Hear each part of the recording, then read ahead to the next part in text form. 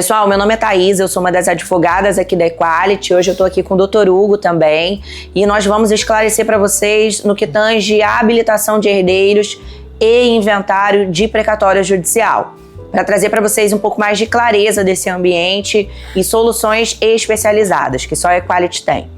Dr. Hugo, eu vou começar perguntando para você a habilitação de herdeiros. Qual o primeiro passo quando o cliente chega aqui no escritório? Qual a análise que a gente faz? O que a gente identifica de relevante para iniciar uma orientação aos clientes que nos procuram? A primeira parte que a gente faz quando vem um caso de habilitação é primeiro montar a cadeia sucessória, porque a gente tem que entender quem são os herdeiros, quem tem direito para receber. A gente monta a cadeia, a gente pergunta de quem é o autor do crédito, se ele era casado, se ele não era casado, qual era o regime de casamento, se o seu cônjuge, se ele era pré-morto ou pós-morto, isso muda.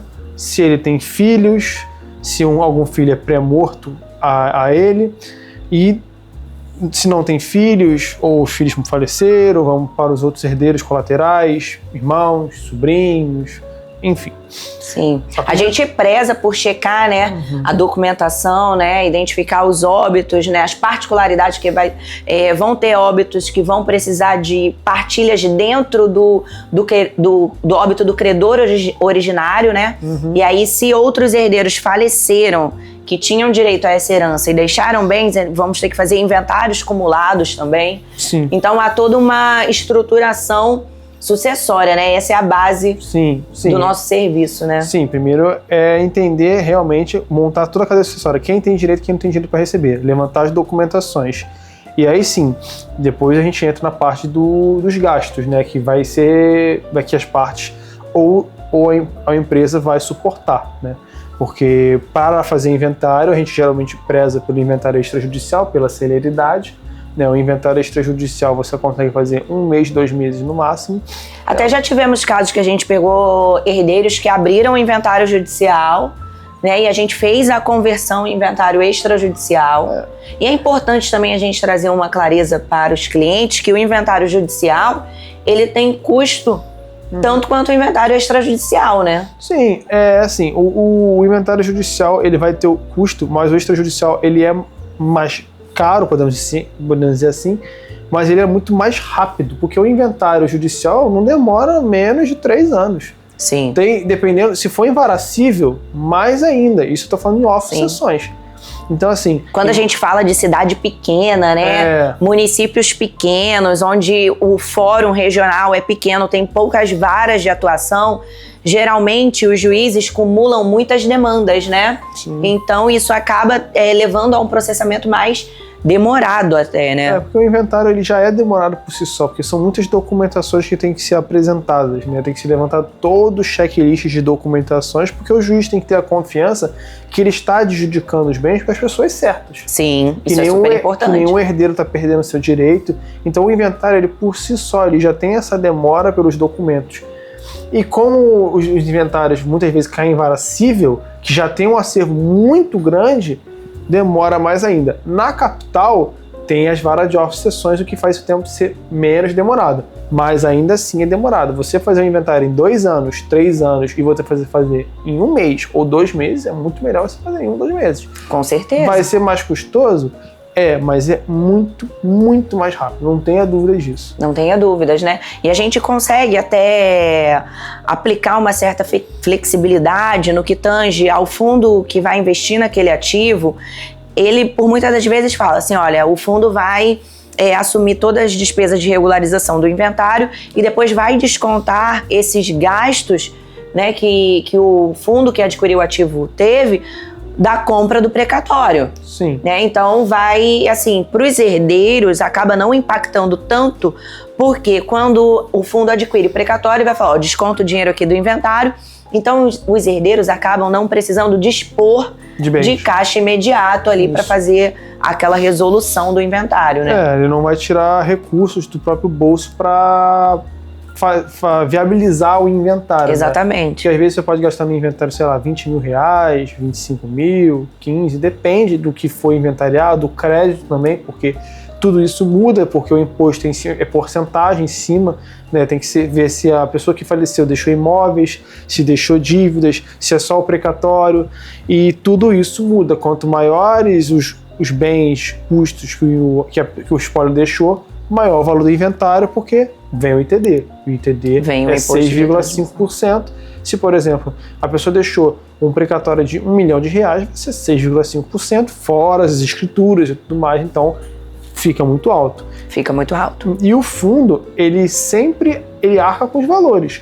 Como você disse, o fundo arca com os valores, mas desconta no final. A parte, ela não vai dispor do seu próprio bolso naquele momento. Ele não vai entrar, ele só vai receber, mas ele recebe menos daquilo que ele receberia se tivesse tudo redondo, se tivesse sido resolvido, se o inventário já tivesse feito junto com o precatório. Sim. E outra coisa também que é importante a gente destacar para as pessoas que acompanham os serviços da Equality é no sentido de que hoje a gente tem 2 tipos de entendimento nas varas fazendárias, que é a habilitação direta, como o pedido de inventário para adjudicar o precatório em favor dos herdeiros. Então a gente tem 2 entendimentos. Mas a gente percebe que há um viés majoritário pelo entendimento que há necessidade do inventário. E até os juízes que anteriormente deferiam a habilitação direta dos herdeiros, hoje já estão mudando aos poucos esse entendimento para a necessidade do inventário, né, diante do que da premissa que o precatório ele é um bem, né? Sim, o que acontecia antigamente, porque assim, o Código Civil, tudo que é bem tem que ser inventariado. Isso é fato. E aí muitos juízes já eram mais legalistas de sentar em cima do Código Civil e dizer, o Código Civil diz que tem que ser inventariado bem porque o precatório é um bem do espólio. Só que quando a parte não deixava bens a inventariar, houve um entendimento jurisprudencial de alguns tribunais de dizer que a pessoa podia ser habilitada direto, não precisava fazer inventário para a parte receber os bens. Mas geralmente essas decisões eram para herdeiros diretos, filhos, netos, pai, mas herdeiros colaterais sempre era pedido o inventário. Agora, os magistrados estão cada vez mais pedindo inventariar o precatório, justamente nesse até argumento. Pela segurança do juízo, Sim. né, de adjudicar de forma correta a partilha daquele precatório, né? Sim. Porque não é competência do juiz que faz o cumprimento de sentença que gera o precatório, né? É, competência da divisão de precatórios, fazer isso, né? E aí, muitas vezes, a divisão de precatórios vem transferindo a responsabilidade para o juízo de execução, né? Vem transferindo os valores para o juízo de execução. E aí o juiz, ele fica com receio de pagar errado, então ele pede inventário para justamente passar por uma validação antes para ele poder determinar o levantamento de valores. Exatamente, exatamente. Agora, outro tópico que eu queria puxar, que é muito importante, que eu considero assim, uma característica muito positiva da Equality, que é a imparcialidade nos conflitos de interesse dos herdeiros.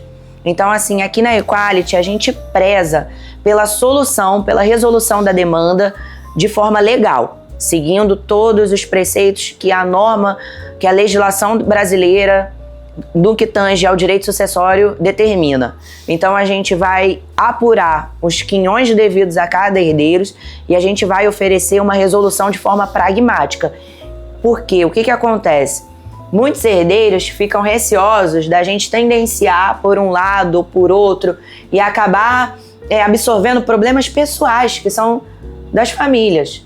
Aqui na Equality a gente passa por isso não é o nosso objetivo, trazer, né, a amizade de ninguém ou restaurar um ambiente familiar. O nosso objetivo é trazer uma solução concreta para que os herdeiros alcancem o seu direito, né? Sim, a gente já passou por situações aqui de um familiar entrar em contato primeiro e depois a gente procurar contato com o herdeiro, porque quando a gente faz o inventário é importante destacar o seguinte: o inventário extrajudicial ele só é realizado se ambas as partes concordarem.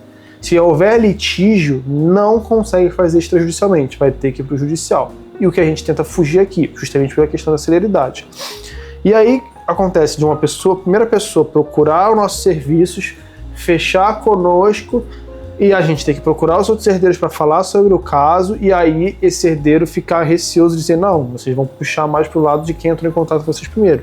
Não é verdade. Nossa missão aqui é solucionar o conflito. É o que a gente fala com os herdeiros. Não interessa para a empresa litígio, porque nós queremos o dinheiro rápido, assim como vocês querem. Exatamente. Porque quando a gente vai fazer uma habilitação ou habilitação com cessão, a empresa ela entra na negociação com caixa negativo, porque ela tira do seu próprio bolso para viabilizar o negócio. Então, para nós, não é interessante a demora. Para nós, é interessante que saia no outro dia seguinte o dinheiro, porque eu já entro no negativo. As partes, elas entram no zero.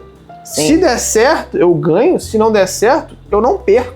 Ele entra no zero. A empresa não. Ela entra como fosse um investimento. A empresa ela vai tirar do próprio bolso. Como dei um exemplo. Se a gente pega um precatório de 1 milhão, a gente paga 6,5, são 65 mil de ITD. Fora só de imposto de transmissão. Fora as escrituras. Então, nessa brincadeira de custos judiciais, escrituras do inventário, a empresa disponibiliza o seu caixa muitas vezes 100 mil reais. Então, ela entra nessa habilitação com menos 100 mil reais. E as partes entram com zero. Então, para mim, não é válido, não é interessante eu comprar a briga de A ou B. Porque se eu comprar a briga de A ou B, eu não consigo viabilizar esse caso e nós vamos ficar com negativos e vamos demorar muito tempo para solucionar. A empresa aqui não trabalha com processo em andamento, ela trabalha com cláusula de êxito. A empresa só ganha se a parte ganhar. Então é mais interessante a própria empresa querer o êxito do que a própria parte, justamente por essa particularidade. A parte entra no zero e a gente entra no negativo. Exatamente, exatamente. E assim, a gente resolve, gente, é uma diversidade de problema. A gente já até emancipou o herdeiro, a gente já fez habilitação que envolve menor. Então, assim, a gente tenta ao máximo entregar solução e viabilizar com que realmente o efetivo recebimento dos valores aconteçam e isso beneficie os herdeiros como também a Equality, né? E hoje nós encontramos poucos escritórios especializados nesse tipo de demanda. Há escritórios especializados em direito sucessório? Sim, há. Mas uma coisa é você ser especializado em direito sucessório. Outra coisa é direito sucessório no que tange ao ambiente de precatórios. Porque você tem que acumular, além das demandas sucessórias, a habilitação e a regularização do precatório. Porque você tem que resolver também dentro do juízo de execução. Não só, você não resolve só as questões sucessórias. Que aí, beleza, um escritório de advocacia especializado em direito sucessório consegue resolver essa demanda. Sim. Mas agora você tem que ir para o judiciário. E a gente teve caso de cliente aqui no escritório que os advogados tocaram a parte sucessória, iniciaram, né, startaram a parte sucessória, mas quando chegou no ambiente de precatório, no juízo fazendário, não conseguiu resolver. Sim. Então, assim, porque tem uma dobradinha de atuação. Eles procuraram, né? Depois. Exatamente. A gente não fica preso somente à questão do direito sucessório em si. Há também a parte de precatório e por isso que a Equality, a gente atua como referência nesse ambiente de negócios. Pessoal, a gente vai falar de um caso muito interessante aqui no escritório, de um processo de habilitação de herdeiros em precatório judicial, que houve uma atuação com sucesso da Equality, e o Dr. Hugo vai contar para vocês sobre o caso particular dessa família, de um processo da DEPOL, né, era um processo colegiado. Conta pra gente, Dr. Hugo, como é que foi essa jornada, porque foi uma jornada árdua. Foi uma jornada difícil, né, porque envolvia a habilitação de herdeiros de sobrinhos, né, de 2 sobrinhos, eles são idosos, possuem acima de 70 anos. E quando a gente foi fazer a habilitação na presidência do tribunal, onde corre esse mandado de segurança, nós precisávamos primeiro desarquivar o inventário para fazer uma sobrepartilha desse precatório. E esse inventário era físico, né, foi realizado esse inventário em 98. E quando a gente foi na vara de oficiações desarquivar o inventário, foi descoberto que o inventário havia desaparecido. Ele não tinha deixado nenhum vestígio de onde tinha ficado. O arquivo geral disse que nunca chegou na mão dele esse inventário. A vara disse que não tem nenhum registro onde foi parar. A gente foi atrás do advogado, né, para saber o que aconteceu com o inventário. A gente descobriu que ele morreu, ele tinha falecido há muitos anos, e que ele não tinha nenhum familiar próximo. E que a gente, acho que chegou até a falar com um ex-colega dele, alguma coisa assim, que ele disse que o o advogado nunca levou nenhum inventário para o escritório, que não tinha nenhum inventário com ele. Então assim, foi um paradeiro que ninguém sabe para onde foi parar esse inventário. Então a gente teve que, uma segunda solução era ir no RGI, ver se dentro do RGI, o único bem que tinha deixado, que era um apartamento, se constava o nome dos herdeiros. E quando a gente foi lá ver, constava o nome do espólio. Então, mas a gente continuou no mesmo lugar. O inventário desapareceu, não tem nenhum vestígio, nada, nenhum registro que foi concluído. E aí a gente teve que passar o quê? Para restauração de autos, reinventariar tudo de novo que já tinha inventariado, pedir para transferir os valores do órgão especial para a vara de origem quando a restauração foi deferida. Nós fizemos a sobrepartilha extrajudicial do crédito e ainda deu um problema na hora de receber os valores dos herdeiros, porque quando a gente pediu transferência dos valores do órgão especial para a vara de oficiações, onde estava a restauração dos autos, o banco, ao invés de transferir os valores para a vara de oficiações, eles transferiram para o órgão especial de novo. E aí, nossa, foi um embaraço enorme esse processo. Aí teve que criar uma nova conta vinculada ao órgão especial. Aí a gente teve que voltar no órgão especial, despachar presencialmente com o magistrado para novamente transferir os valores para a vara de oficiações, para a sobrepartilha que havia sido concluída extrajudicialmente, para aí sim, depois de concluído, fazer o levantamento dos valores. Então, assim, e dois pontos importantes. O primeiro é o seguinte: a gente diligenciou, você especialmente, teve a oportunidade de diligenciar incisivamente nesse processo. E isso fica muito atrelado à nossa cláusula de êxito.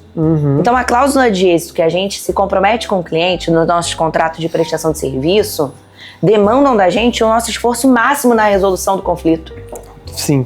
Então, assim, ou a gente se esforça, ou a gente se esforça, não tem o que fazer. Foram dias difíceis, assim, quando eu vi o alvará, e o alvará estava vazio, porque, assim, a juíza da vara de oficiações, ela não sabia que o valor não estava com ela, porque ela recebeu um e-mail do órgão especial dizendo que estava com ela, só que não estava esse dinheiro. Então, esse alvará, ele estava em branco, não tinha nada. E quando eu cheguei no Banco do Brasil e descobri isso, assim, cara, acabou comigo, não consegui nem dormir direito no dia seguinte, porque a gente tinha que correr para resolver, porque os herdeiros, eles acompanhavam o processo, a gente tinha falado para eles, olha, saiu o alvará, então a gente deu uma boa notícia para duas pessoas que já são aposentadas, que têm quase 80 anos, que querem aproveitar o dinheiro, né, nessa reta final de vida, e simplesmente não estava lá o dinheiro. E aí tivemos que ir no banco, rodei o banco, falei despachar com o juiz. E o problema estava na presidência do tribunal. Aí é mais complexo ainda. Muito mais. Você ter acesso e diligenciar. Eu fiquei o dia todo sentado no sofá esperando o desembargador chegar. Ele chegava só na parte da tarde. Eu almocei um sanduíche, uma garrafa d'água. Foi meu lanche. E fiquei quase a tarde toda esperando para falar com ele, para despachar com ele, explicar a situação toda para ele, que tudo que aconteceu não foi culpa do escritório e nem dos herdeiros, foi um erro do banco e o DETOI, né, que é um setor de pagamento do órgão especial. Houve um erro ali de comunicação que os herdeiros foram prejudicados e que nada eles tinham culpa. E aí Só que o problema, a única forma de resolver esse conflito era com uma nova decisão judicial, né? Era com uma nova ordem, um novo ofício. Porque foi gerada uma nova conta. Exatamente. Então o banco não podia cumprir, porque aquela conta que o juiz já tinha dado na primeira decisão, já estava zerada. Então tinha uma nova conta judicial, então eles tinham que dar uma nova determinação com a nova conta, e não foi rápido. O juiz até decidiu rapidamente, assim, no mesmo dia ele decidiu. Mas agora, a secretaria para fazer os andamentos, mesmo com toda a prioridade, não foi na hora, não foi rapidamente. Não é. Foi assim, uma semana... E isso entra naquela questão que eu te falei, na questão do direito sucessório, mas no ambiente de precatórios a estrutura é totalmente diferente. É totalmente diferente, porque quando eu fui puxando argumentos de cada parte para entender qual foi o problema que aconteceu, né, o dinheiro não ter ido para a vara de oficiações, se cada parte foi dando que foi uma parte foi erro de cada um, dizendo um foi na divisão de precatórios o erro, o outro dizendo que foi o órgão especial, o outro dizendo que foi o banco, assim, uma salada mista de erros de comunicação que acabou gerando essa bola de neve e os herdeiros pagaram sozinhos. E o escritório, porque isso mexe com a nossa credibilidade, querendo ou não. Porque sai no processo o alvará de pagamento, a gente informa o cliente quando vai ver o alvará tá vazio, Isso mexe com a nossa credibilidade, sem que a gente não tem culpa nenhuma. E nem nos autos isso foi informado. E aí, para desembaralhar isso tudo, assim, foram semanas, umas 2 semanas aí de muita luta. O dia todo no tribunal, vai em banco, vai em divisão de precatória, vai na órgão especial, vai falar com o juiz. E aí, enfim, agora a situação... Mas vai dar tudo certo, vai dar tudo certo. E os herdeiros em breve, né? Já foi tudo regularizado, agora a gente está na fase de aguardando o efetivo recebimento dos valores. Mas já foi tudo normalizado e em breve a gente vai ter aqui um depoimento especial, né? Para contar para vocês sobre esse processo. Mas isso é para trazer para o nosso público o nosso conhecimento, a verdade dos nossos serviços, da nossa entrega, que a gente está aqui para realmente resolver os problemas de forma célere e imparcial no ambiente de habilitação de precatório. Então vem conhecer a Equality, vem conhecer os nossos serviços. O Dr. Hugo está aqui para ajudar vocês nessa jornada e levar vocês ao êxito, ao sucesso, ao recebimento dos valores, ao dinheiro no bolso. É isso que importa. Pessoal, quer entender mais sobre o ambiente de precatórios, habilitação de herdeiros, inventário judicial de precatório? Segue a Equality nas redes sociais, se inscreve aqui no nosso canal para mais conteúdos como esse.